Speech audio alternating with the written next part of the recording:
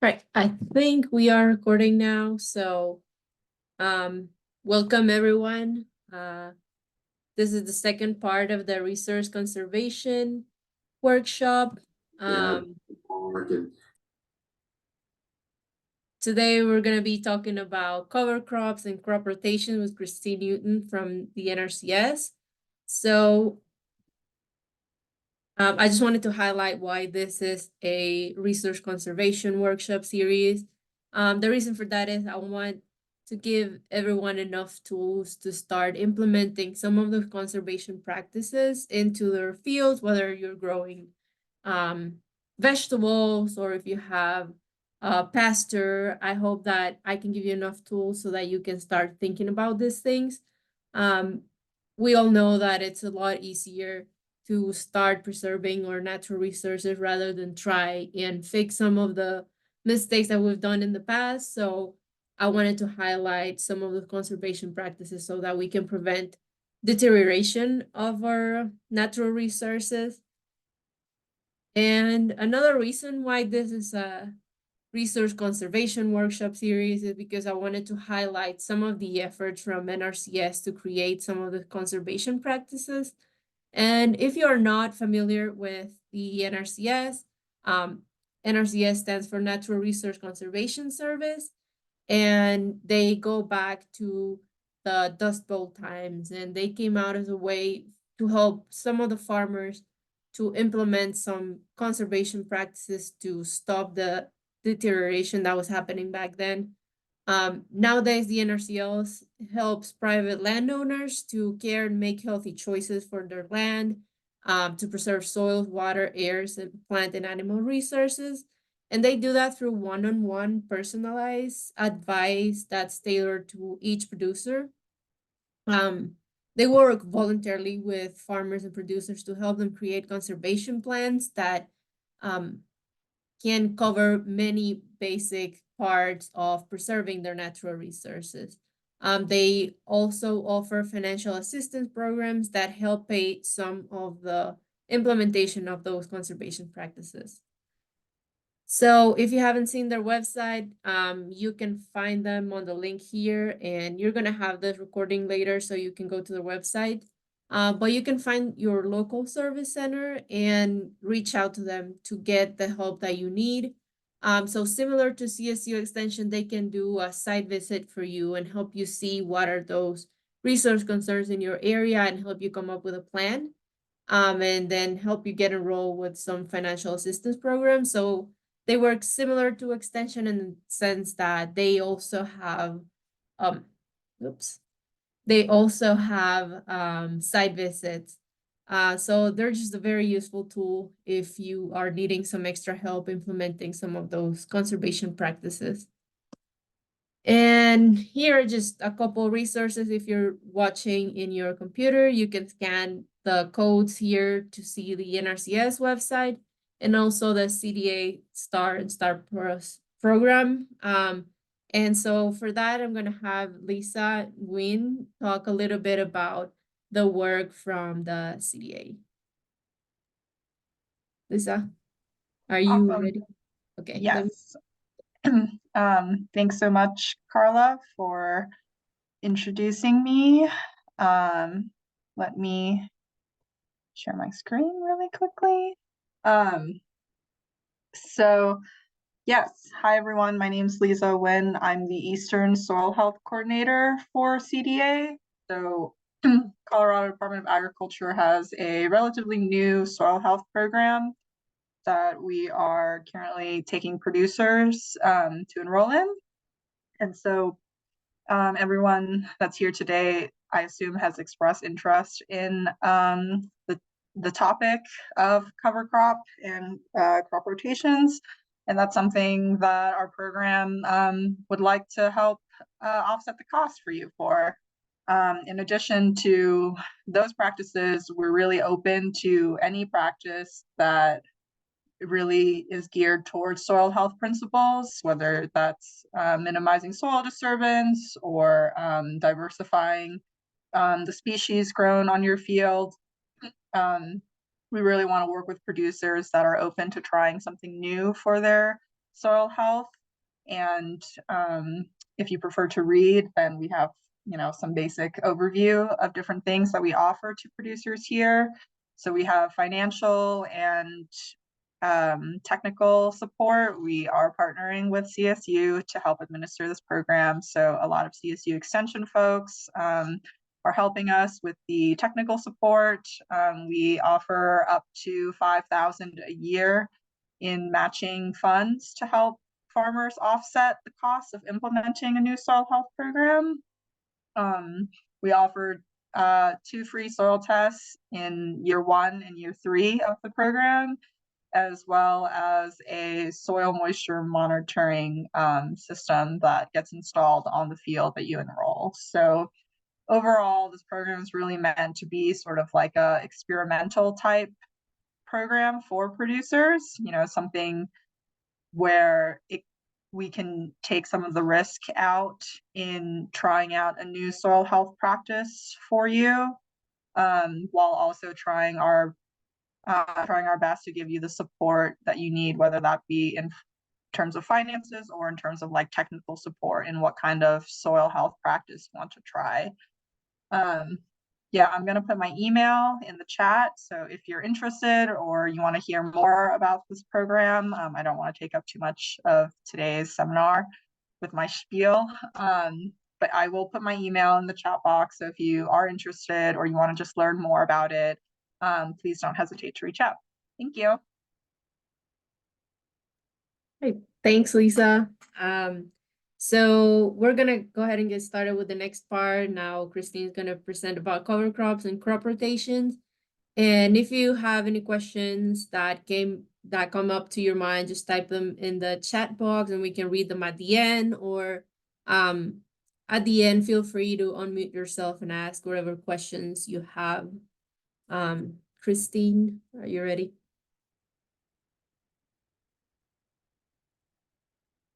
All right, can you hear me? Yes. Okay, can you see my presentation? Yeah, I can see your presentation. Okay, awesome. Well, hello everybody. It's really good to see you, to meet you virtually, Lisa. I'm looking forward to working with you. And I have the opportunity to sit right next to Carla. So 2 very good resources for everybody listening to this seminar. My name's Christine Newton. I'm the conservation agronomist for the state in Colorado for the U.S. Department of Agriculture Natural Resources Conservation Service, also a certified crop advisor for the state. And I kind of provide support to our various field offices that are out there. They're scattered all across the state. We have a couple different positions that also mirror Carla's to work specifically with small acreage producers and landowners. Most of my work deals with more on the production side, so more large scale, but I'm really trying to get myself more familiar with some of the smaller operations and the problems and the unique systems that you guys work in. So I'm going to turn off my camera for the presentation, but what I'm going to talk about today is how we can use cover crops and crop rotations to build soil health. There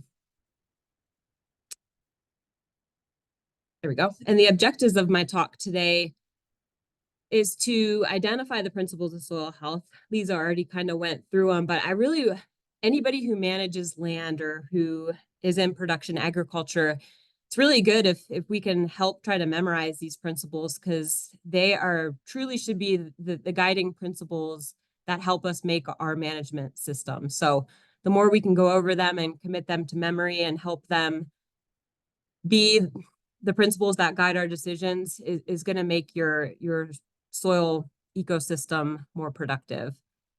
I'm going to take it one step further and talk about what it means to manage your land using a soil health management system. So these are unique to your operation, but really the goal is to try to meet those principles of soil health through various practices. So everybody's soil health management system might look a little bit different.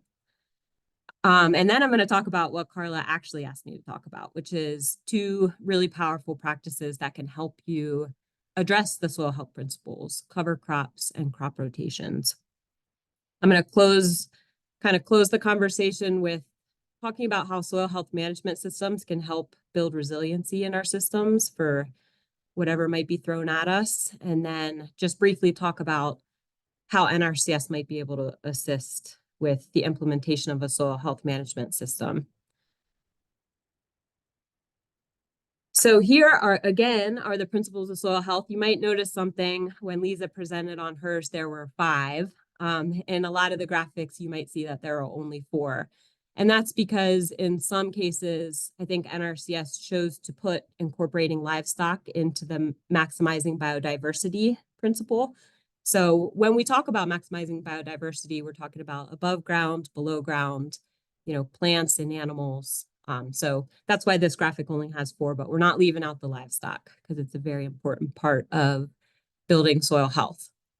So we've got maximizing biodiversity, maximizing the soil cover that's out there, and making sure that it's a diverse soil cover. Maximizing living roots, which can go hand in hand with soil cover. But when we talk about soil cover, we're also talking about residue or mulch. So it might not necessarily be living roots.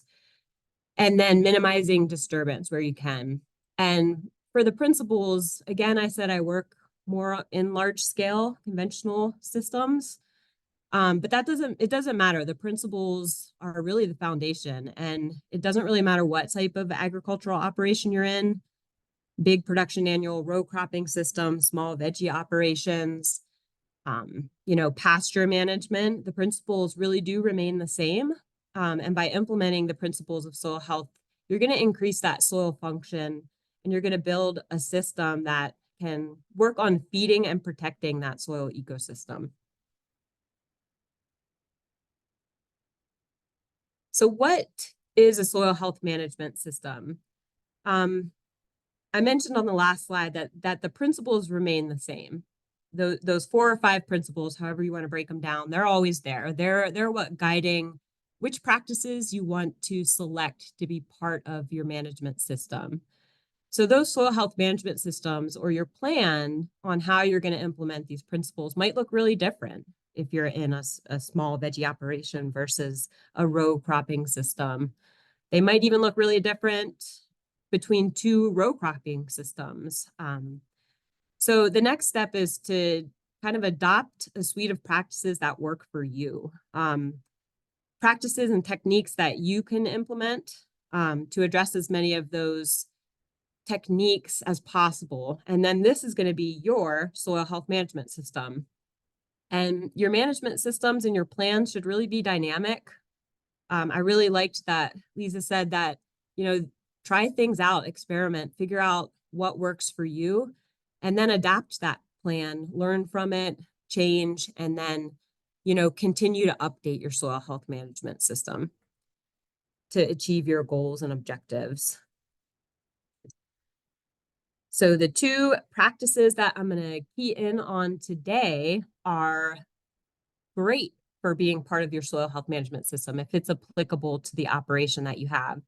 You can see that I have the 4 soil health principles like on the table in the column on the far left, and then a bunch of different practices or techniques scattered across the top. This is not meant to be all inclusive. These are just some really, really common ones I work with when we're working with producers. And you can see, depending on what the practice is, which, scattered across the top, we've got perennial plantings, cover crops, crop rotations. If implemented strategically, you can address multiple soil health principles with these practices. And so you can see why it's important to address a suite of practices to implement a soil health management system, because really there's no silver bullet with anything. We've got to just look at how different practices work together to improve that soil ecosystem. And so I'm really going to get into some details on the 2 practices mentioned here and what I was asked to talk about today, but just know that a lot of these other practices are just as important and can really help make your soil health management system build resiliency and capacity kind of the more you adopt. Okay, so the first one I'm going to talk about is cover crops. So just basic definition, what is a cover crop? NRCS defines a cover crop in our conservation practice standard as a grass, legume, and or forb planted for seasonal vegetative cover.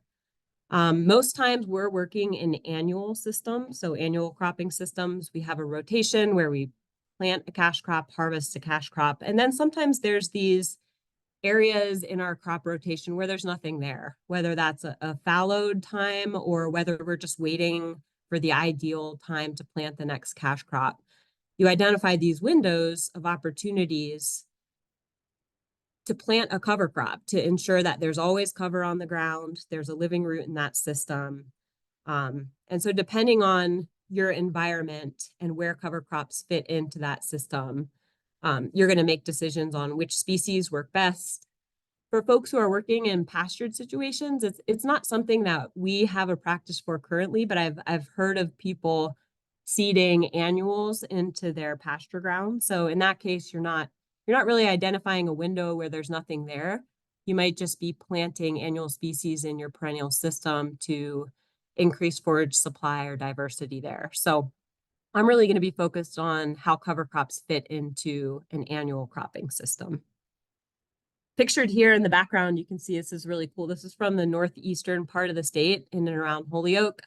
This is an organic producer who is experimenting with twin row corn, and then he planted it at a wider spacing than is typical, and then interseeded a cowpea cover crop, which is a legume, to try to fix nitrogen.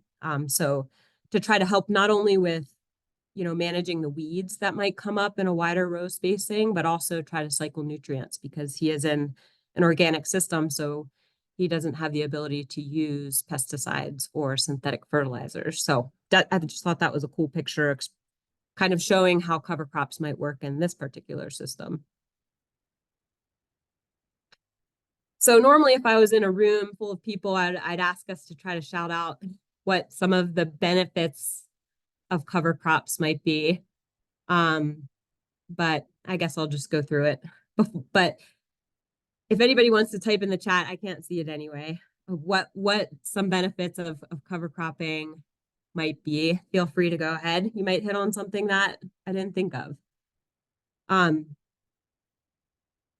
We typically try to address these benefits of cover crops when we're working with a producer. So remember when I said certain practices, when implemented, they really have the ability, if you do it strategically, to address as many soil health principles as possible. Well, if you're planting a multi-species cover crop, you have the ability to increase diversity of that system. Even if it's a single species, if it's different from what your cash crops are, you're increasing diversity in time. So you can increase diversity in space and time by, diversifying your rotation with a cover crop, but then also planting a diverse cover crop, which is good for all things, habitat included.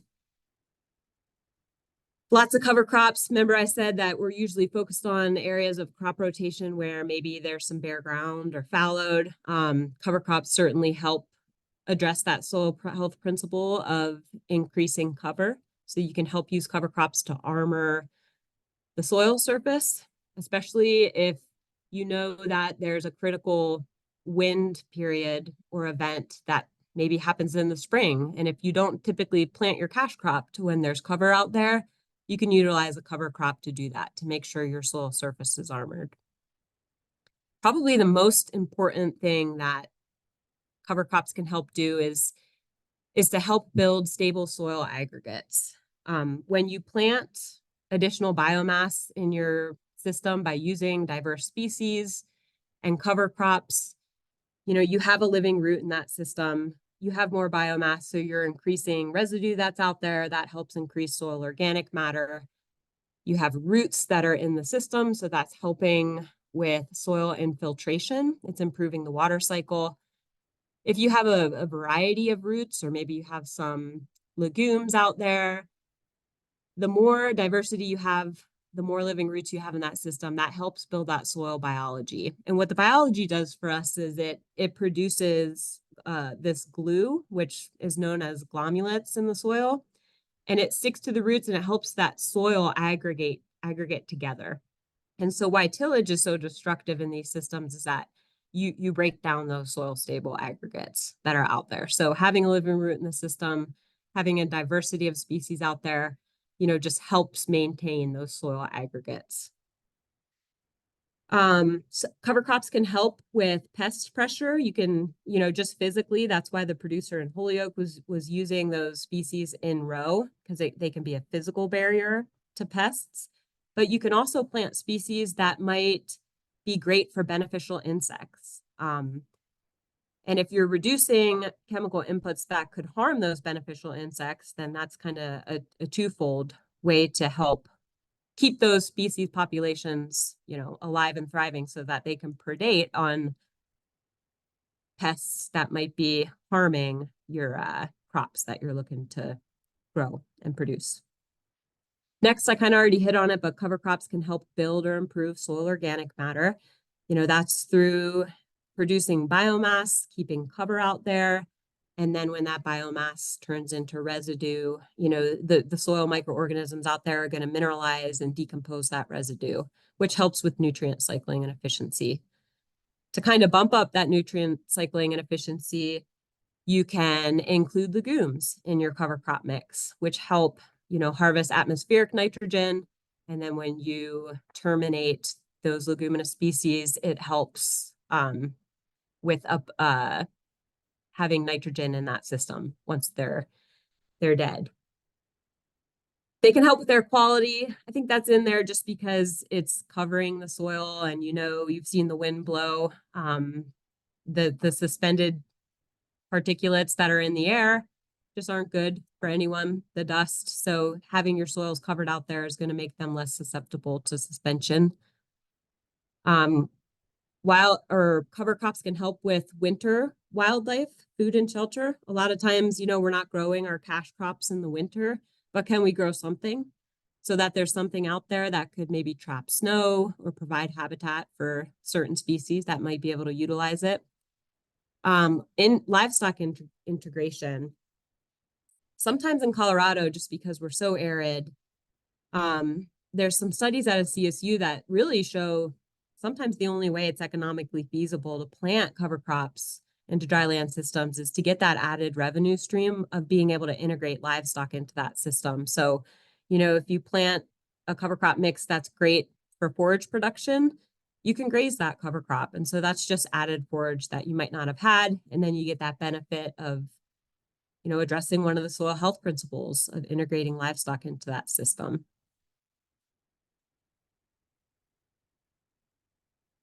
So some of the considerations, cover crops, just like any conservation seeding, is important. There's a lot of stuff that we need to do before we just throw seed out in the ground. I don't want to complicate it too much, but the more that we can think about before we implement the practices, the more successful it's going to be. And that goes with even if you're just experimenting with a practice, the more you can kind of think about and consider, probably the more successful it's going to be, just like anything.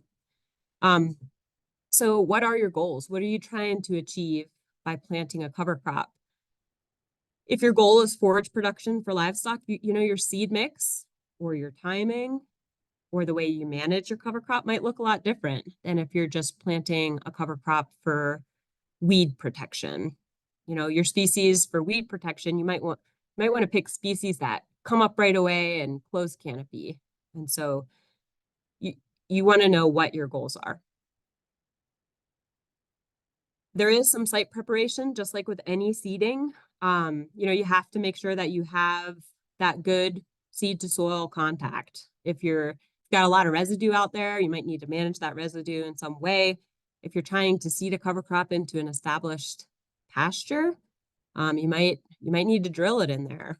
You don't have access to a drill, you're going to have to do something to be able to get that seed down to the soil. How much moisture is available for your mix? Are the weeds adequately controlled before you plant your cover crop? In some systems, you have to be cognizant of any herbicide carryover that could be left over from the previous cash crop.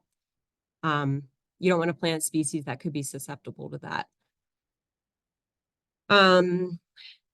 Timing of your species, just make sure they have an adequate growing season, because you want your cover crop to establish and produce as much biomass as possible, because that's going to probably address whatever goals you have. Yeah, understand the crop rotation and the functional groups. This becomes really important when you're thinking of your mix and the timing. If you're planting a cover crop, after you harvest your wheat, does it make sense to plant a cool season or warm season, dominant mix? Just make sure you're picking the right species for the timing of when you're going to seed. If you're planting legumes, just make sure they're properly inoculated.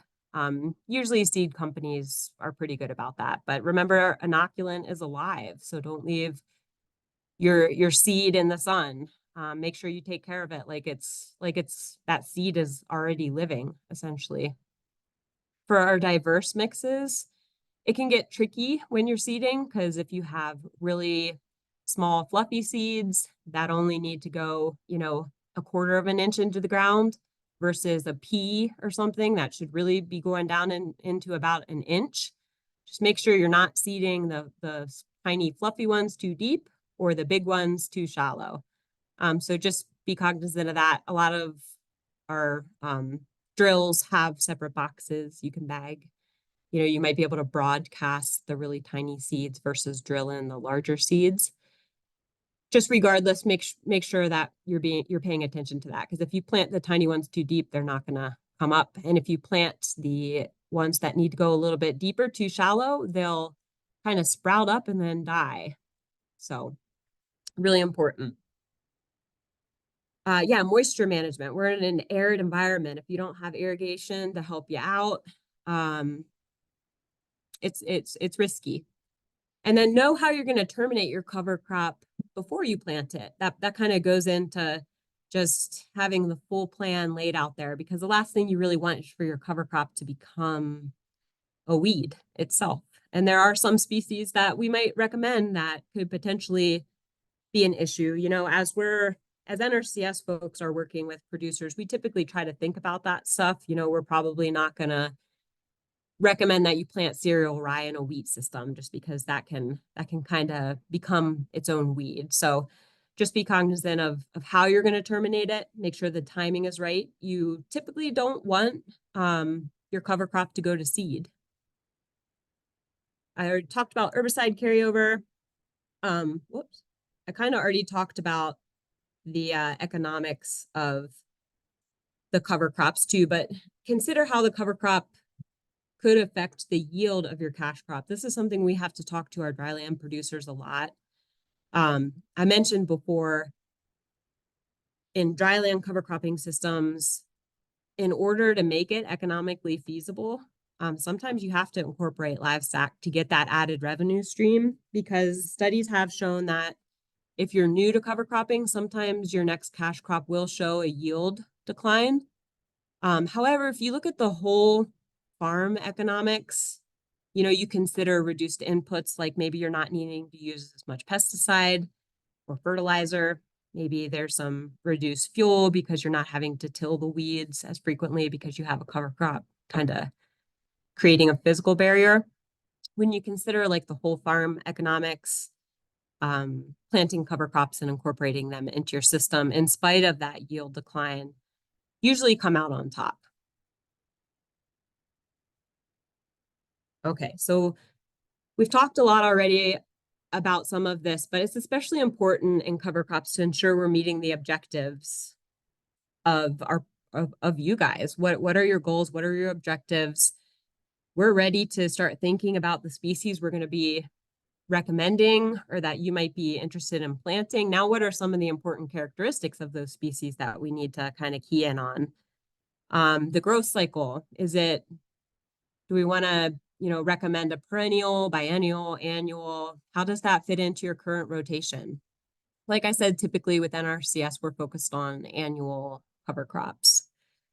What's the growth habit? Do we want, an erect, single-stemmed species? Do we want kind of a vine that's creeping along the ground? This is really important when it comes to the type of equipment you might have available. You know, sometimes those viney species get caught up in people's headers and they just kind of become a nightmare. So just know the growth habit.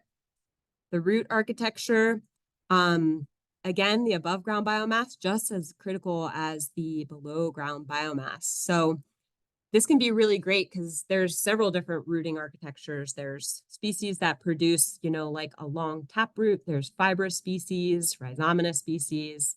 How deep do the rooting depths go? If we have an identified layer of compaction at 8 inches, let's make sure we pick a species that the taproot can go lower than 8 inches, you know, so we can try to sort of vegetatively disturb that compaction layer that's been identified out there. We also use rooting depths to figure out, to kind of pair it with our soil tests. So we have people do soil testing to look for nitrates a lot of time in the soil.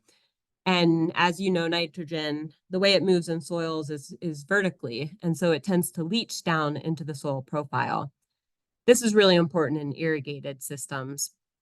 But if we have nitrogen leaching past the traditional depth of our cash crop, can we plant cover crops to sort of scavenge those residual nitrates down at that level in the soil profile to where they can kind of scavenge them. And then when you kill your cover crop, essentially, you can cycle those nutrients back through the system. Fibrous root systems are excellent for increasing aggregate stability and improving infiltration. So kind of important to have a mix of species for that reason too.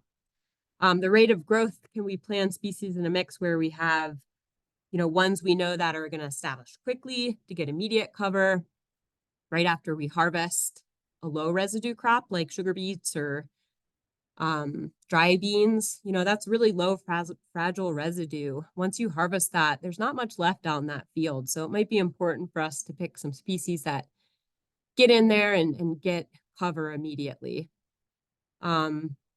What's the chemical composition of our cover crops? This is really important sometimes if you're planning on grazing, because sometimes certain species can, you know, have nitrates or prussic acid and whatnot. So being cognizant of any allelopathy, I can't really say that word that well. But anyway, there are some species that might produce chemicals that might affect your next crop. So certainly that's noteworthy to mention, as well as some species like cereal rye will like mobilize nitrogen right away just because it's a beast. It comes up there and establishes a ton of biomass and then ties up the nitrogen for a little while before microorganisms have the ability to break it down. What's its stress tolerance? Oftentimes when we're planting cover crops, it's a time we weren't traditionally growing cash crops because maybe it's not an ideal time of the season. So you might need to pick species that can handle early frost or low moisture.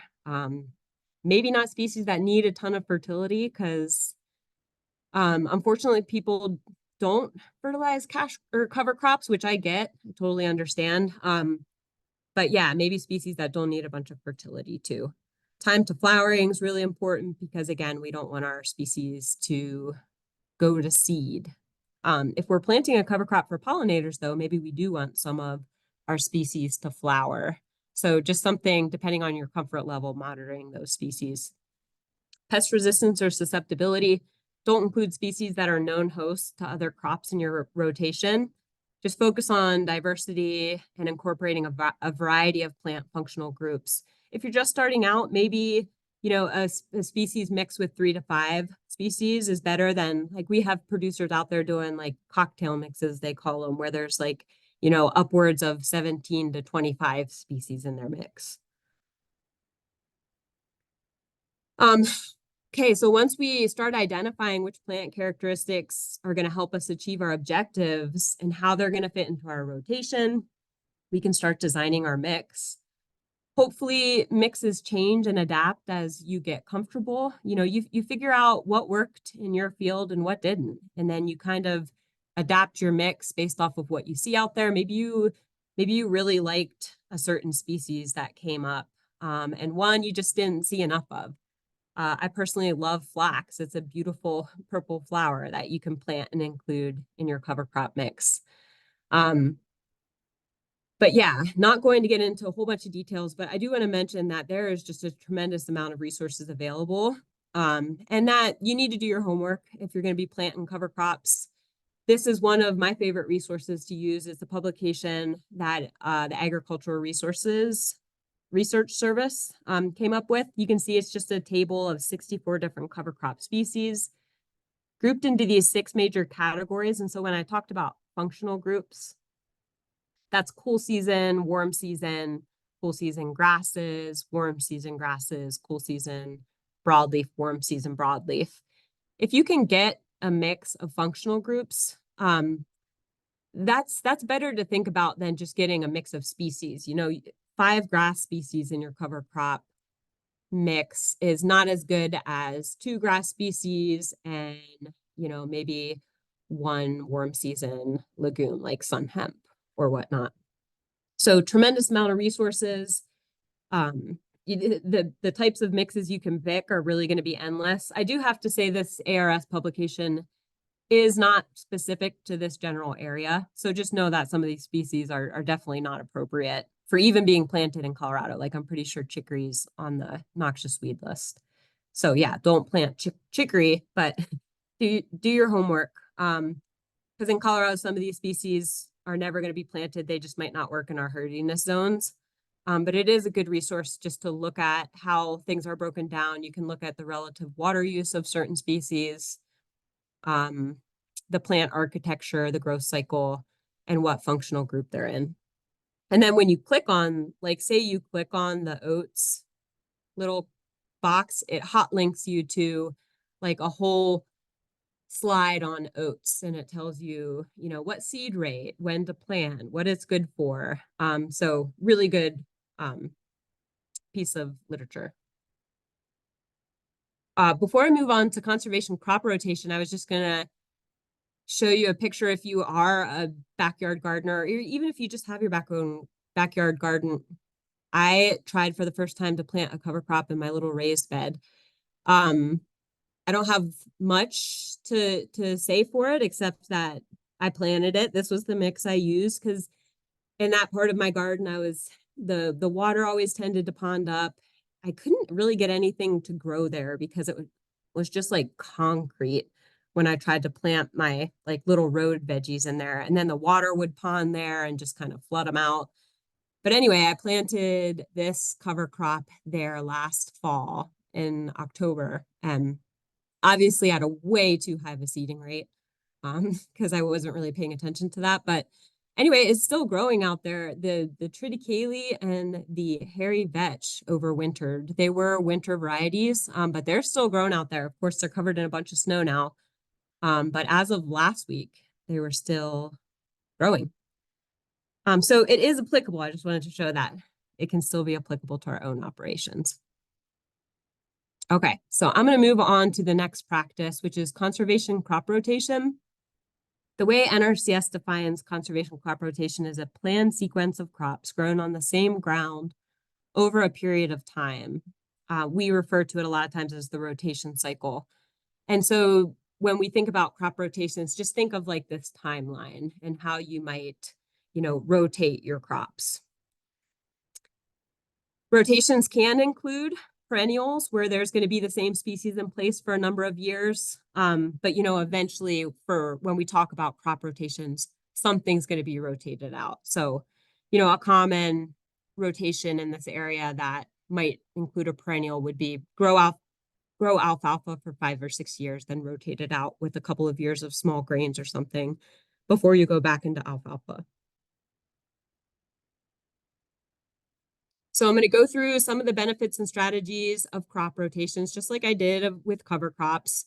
Again, with the crop diversity, think of crop diversity more on a temporal scale now. So how can we diversify and get as far away from a monoculture as possible? We don't want to grow continuous crops. We want to change what's going to be on that footprint yearly. Crop rotations, when you think about it temporally, We gotta continue to keep that soil surface covered. And so implementing cover crops into your crop rotation, that's going to help do that. Maybe making sure in your crop rotation, you're following a high residue crop with a low residue crop. Say you're growing dry beans, which is a low residue crop. Maybe you want to follow it up with something like a small grain that tends to have a little bit higher residue that sticks around. You don't want to grow sugar beets or dry beans like back to back because that's too low residue crops.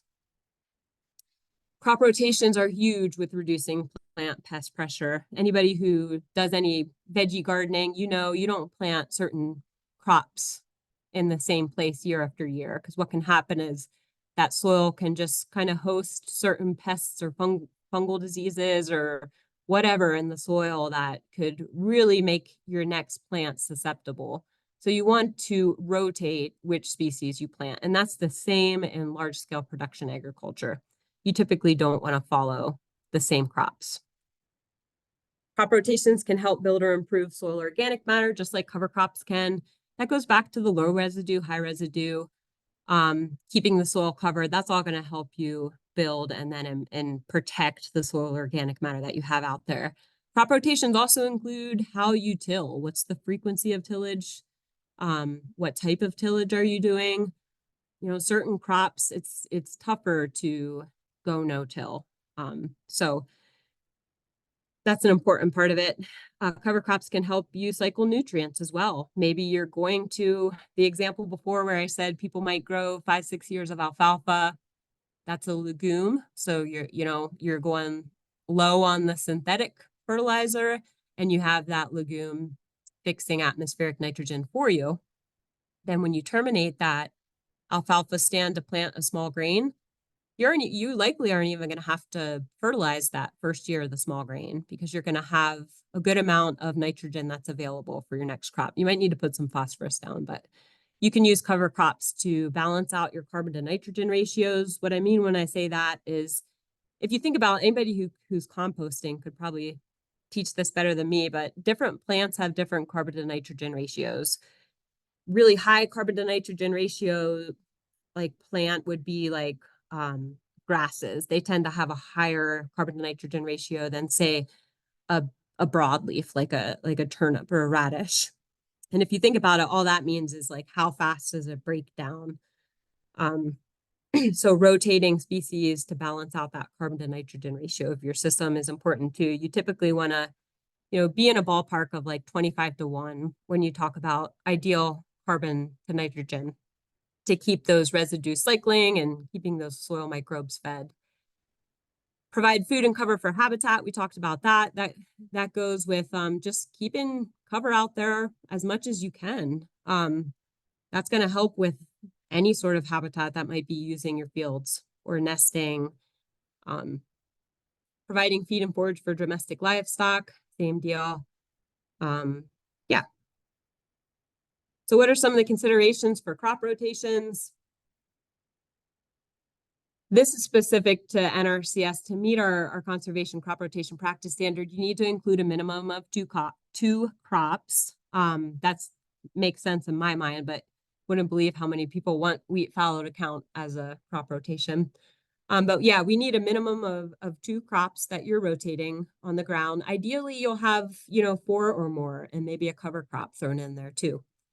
Try to maximize diversity. So plant broadleafs, plant, grasses, grains. And then your cover crop can really help with maximizing diversity of your rotation. So yeah, including cover crops within your crop rotation is awesome. The timing and the species that you pick, make sure there's adequate time. It's really hard in our environment to fall seed a cover crop for species that you harvest late in the fall, just because we do not have a lot of time before our first frost. So you can get creative. Some people interseed that cover crop into a growing crop, which helps give adequate time. And then you just have to kind of be picky about the species that you plant, making sure that they're tolerant of cooler conditions. Mix those functional groups. We already talked about that. But just like with cover crops, as many functional groups as you can get in there, plan that within your rotation too. And then consider those critical erosion periods. Here in the spring, April, May, probably March, April, it gets windy. So make sure that you have cover out there during our critical wind periods. And anybody in the NRCS office, or you can look at this data easily for yourself to figure out when the wind really blows here. Same with water. When do we typically get our monsoonal rains? Let's make sure that we have cover out there. That one's usually addressed just because we're trying to grow something whenever we have moisture. What's our seeding method? So we can make sure we have that seed to soil contact, broadcast versus drilling. Drilling is typically always preferable because it's just more successful. But if you don't have the ability to drill it, then broadcasting's fine. You just probably want to increase your seed rates and maybe see if you can incorporate that seed somehow. And then be flexible, be adaptive, consider crops or varieties based on our local climate patterns, figure out what's working out there for you, what's not, tweak your plant or harvest dates to maximize biomass or cover if you can. Consider strip cropping if that's something that works for you. You can see pictured over there. It's just a random Google Earth photo I screenshotted of people who are strip cropping. Basically, they're rotating what types of crops are grown in their field. And sometimes they're incorporating a fallow period in there, which, fallowing a strip of land is a lot better than fallowing the whole piece in terms of just cover, living root. So that helps you minimize fallow years. And then as always, this is a slide for our planners, but we just kind of always consider what your goals are and make sure that, we're recommending things that ultimately will always meet your goals and objectives. Okay, so I'm going to wrap up by talking again about how implementing these soil health management systems made up of these suites of practices that address the soil health principles, how they can build resilience and how they can reduce risk factors outside of our control, like extreme precip events, droughts. I love this ball and basin graphic. I went to school for ecology, and so it's really meant to be for natural ecosystems. But in my job, I've really gotten a joy out of thinking of our agricultural systems like agro ecosystems. Even though there's lots of inputs and there's lots of stuff that we do, anywhere we can mimic nature, I feel like, and treat these more like agro ecosystems, I think the better. But anyway, ultimately, this graphic just sort of shows the ball and basin. The idea is that the basin represents the ecosystem and the ball is sort of the state of that ecosystem. And the peaks represent some sort of threshold or ecological tipping point that when that ball goes up and over, it's going to transition into something different, something you might not want. So you can see that the ecosystems with the higher resilience or capacity to adapt to changes is much more stable. It's going to take a lot for that ball to come up and out of that basin and transition into a different state, one that you might not want. And you can see that's kind of depicted in that photo above. This is a system where the producer wanted to plant their pivot corners to this really diverse mix. Instead of just having it as bare ground, they wanted something that would benefit pollinators, something that would have perennial cover year round. And so you can see that system. Imagine if a rain event came in that system. Probably wouldn't cause a problem like the problem you see in the lower photo, which sort of shows you that there's a very low resistant or low resilience ecosystem. There's no cover out there. There's no living root. It's on a slope. And you can see just a single rain event, how vulnerable that system is to erosion. There's sheet erosion, real erosion. There's even some concentrated flow.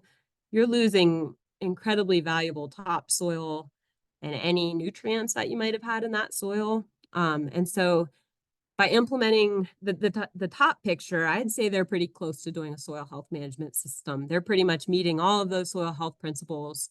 And then the photo below, but just by looking at it, I'd guess they're not really meeting any of them. And so by implementing that soil health management system, meeting those soil health principles, you can really reduce the vulnerability to things that are out of our control. So using a systems approach and addressing the soil health principles, we know now is going to make our operations more resilient.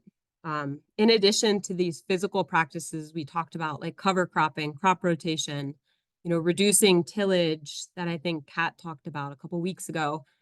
Soil health management systems can also include an increased data collection and record keeping. So practices that will allow us to make like even more informed and strategic decisions. And with this type of management, all this data that we're collecting, we're going to become more observational, and we're not going to have to be as reactive. So we're going to look at our soil indicators like aggregation, species diversity, and cover. And we're looking for telltale signs that, maybe our system could be healthier. Like if there's any runoff occurring, that's an indicator that there's something going on. We need to address a practice to stop runoff. If we're having fertility issues, annual soil testing is going to help out huge with that, and it will help us establish a trend, how we're doing. Plant tissue testing, the same, typically is going to help us with the health and vigor of our plants, whether or not we need to try to figure out our fertility a little bit better. What's our weather climate data? All of that stuff is out there. And those numbers, they're going to show you. Pictured up there is just a wind energy output climate data from Conejos County.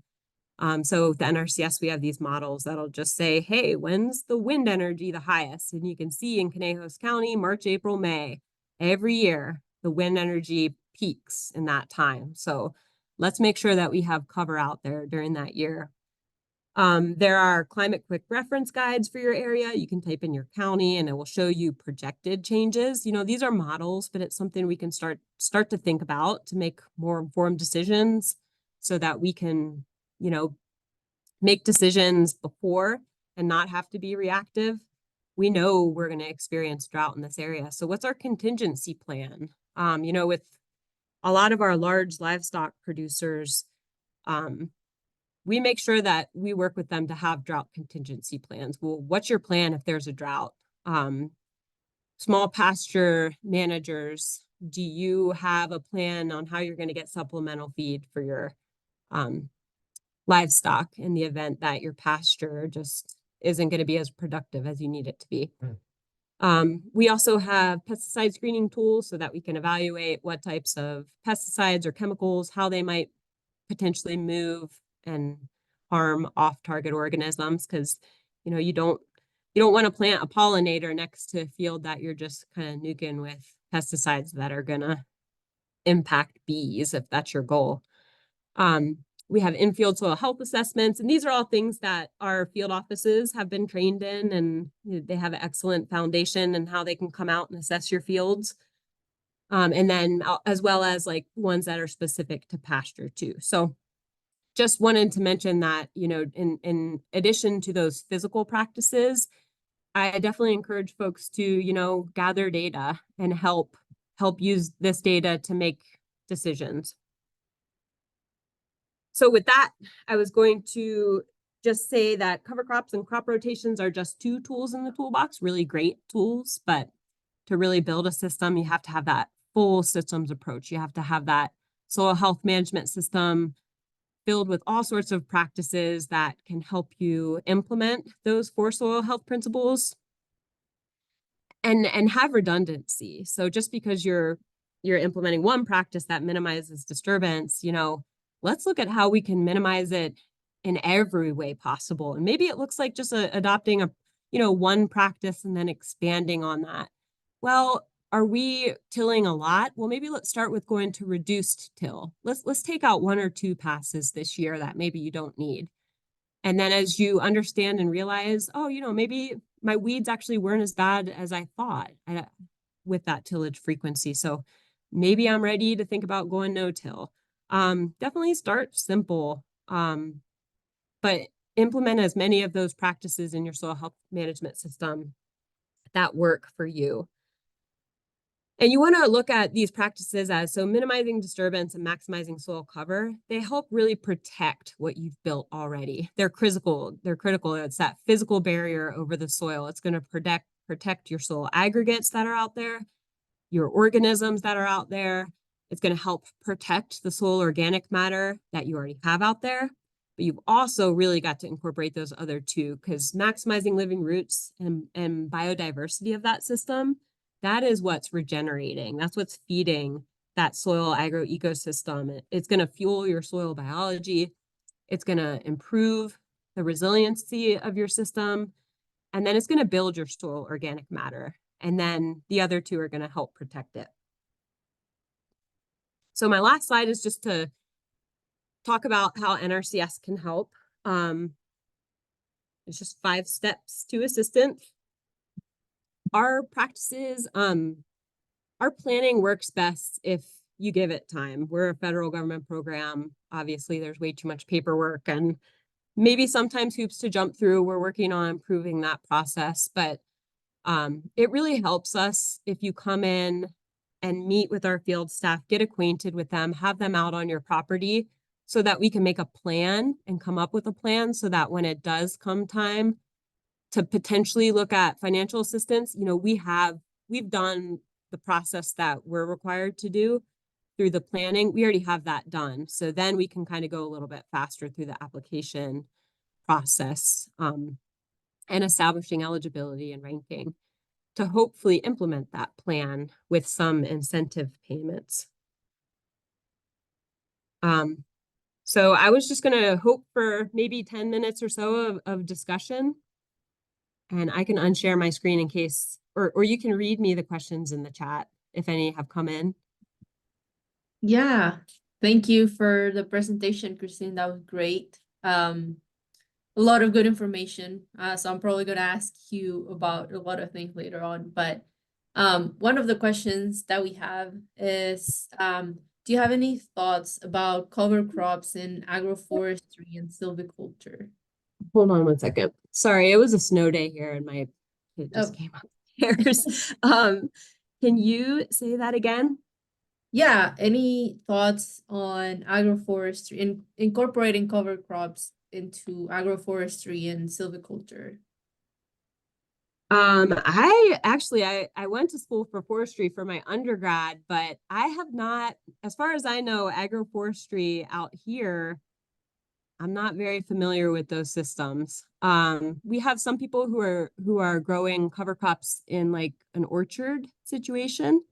So in between our rows of, you know, apple trees, or on the western slope where they're doing grapes and peaches and stuff, they're definitely utilizing cover crops in between those rows rather than having them bare. And they're really specific. They're sticking with perennial cover crops typically too, ones that they can mow down and manage in the summer. So yeah, it just depends on the type of crops. So just to follow up to that, can any plant be a cover crop? Since you mentioned, because I had this idea that a cover crop have to be like an annual or biennial. Can like perennial plants be considered a cover crop depending on the situation? I would definitely think so. You know, anything that's covering a part of the land that was bare can be considered a cover crop. Now it gets a little trickier in annual systems because we've had producers come in and say, well, why isn't my corn a cover crop? You know, so we try to separate them for like cash crops versus cover crops, where we're planting the cover crop really to achieve like conservation benefits rather than to be part of the productive part. You know, we don't have any rules against harvesting cover crops, except we can't harvest cover crops for grain under our practices. Okay. So to answer your question, I think, yeah, any crop could be a cover crop. Sometimes cash crops are super expensive and perennials are more expensive than annuals for the most part. So we would only ever recommend a perennial if we have a window of time that would make sense for perennials. Great, thank you. We have couple other questions from Carl, and actually, if you want to unmute yourself, Carl, I think that would be a lot easier if you can do that.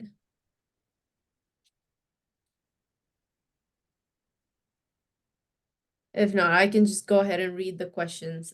So one of the questions is thoughts on soil testing, and so I assume maybe the question here would be, when do you soil test for a cover crop, or do you need to have that before you plant a cover crop, or do you kind of go by after what happened? I mean, what happens after the cover crop to make sure that whatever you want to plant next is suitable for that situation? Yeah, typically, we recommend annual soil testing. And it's less important for just doing it before the cover crop. You just want to be consistent each year on when you're taking the soil test so that you can, establish benchmarks and look at trends. And some things are dynamic, like especially if you're doing soil biology tests, things are going to be more active in the spring than they are, you don't want to soil test in the winter or whatnot. So with soil testing and that recommendation, we typically say before you're going to apply fertilizer, because the way we use soil tests mostly is for fertility. And so because the soil test can be dynamic and it's just a snapshot in time, be consistent each year and do it prior to when you're going to fertilize so that you know what's in your soil and you can kind of credit, nitrates or phosphates that might show up on the test, and put on less as a result of those tests. Great. Another question is, any thoughts about cover crops and carbon storage? Oh yeah, I mean, anytime you're planting a plant, you are sequestering carbon, and anytime you're putting a plant out there instead of, tilling, you're helping to reduce greenhouse gases. So absolutely. Cover crop, like NRCS has this list of climate smart practices, which we have specific dollars that we're using just for practices that can quantifiably sequester carbon or reduce greenhouse gases, and cover crops is definitely one of those practices. Nice. And I guess the last question was related to that. Just any thoughts on integrating cover crops and residue management? You mentioned tillage at some point. So do you have, I guess, any extra thoughts on that? Yeah, we a lot of times do pair those practices together. In our residue management, it seems like it's more focused on the rotation and the amount of tillage that's out there. But when I talked about the, balancing that carbon to nitrogen ratio and making that system work for you, Mm-hmm. when you're thinking about cover crops, like I mentioned before, if you have a really high residue crop that you're going to plant a cover crop after, you can manage your residue a little bit better by planting a low residue crop. Maybe that together can kind of balance out the residue amounts that you have out there. Or putting more residue out there with a higher residue cover crop versus low residue cash crop. So we definitely usually pair those two together. And typically with cover crops, we're trying to reduce tillage passes because a lot of people use cover crops for just weed management, for putting out there, where people use tillage to manage weeds. It's a pretty common way of, getting rid of undesirable species that are growing out there. And so by using cover crops instead of tillage, you're kind of helping with the residue management twofold. Great. Thank you. Just one quick question. For me, I guess, does NRCS support cover crops as a practice when you're transitioning to a perennial system? Yeah, and that's a great question, Carla. We do. And in that situation, it seems like it's a little bit more of a nurse crop. So and that's allowed under the cover crop standard. So with NRCS, we have what our conservation practice standards kind of lay out what you can and can't do. And we use cover crops a lot of times to facilitate perennial seedings because perennial seedings just typically do better if there's cover out there. And so we might plant something like something a little bit simpler a lot of times that we know might win or kill, and then we'll kind of interseed a perennial mix in the spring into existing cover rather than just on bare ground, because that cover crop kind of helps nurse in and protect those newly established perennials that might be popping up. So the species mix might look a little bit different than if we were doing it in between annuals, but yep, we definitely use that to help facilitate those perennial seedings, and we recommend it too. Great, thank you. Okay, I guess if we don't have any more questions, I just wanted to say thank you to everybody who joined today. Thank you very much. Yeah, and yeah, I just wanted to mention if everyone's paying attention to the chat, Cara put up a link about an upcoming webinar from NRCS. This is not hosted by me, but I think it'd be very interesting if you go to the chat and look at the webinar. It's called Getting the Most Out of Cover Crops. So it's also hosted by NRCS this month. So if you're interested in learning more about that topic, you can definitely sign up for that. And thanks again. If you have any more questions later on, feel free to send me an email. I will send out a notification when the recording is available on our website. So with that, thank you, Christine and Lisa. And Yeah, thank you. yeah. So have a good weekend, everyone. Stay warm.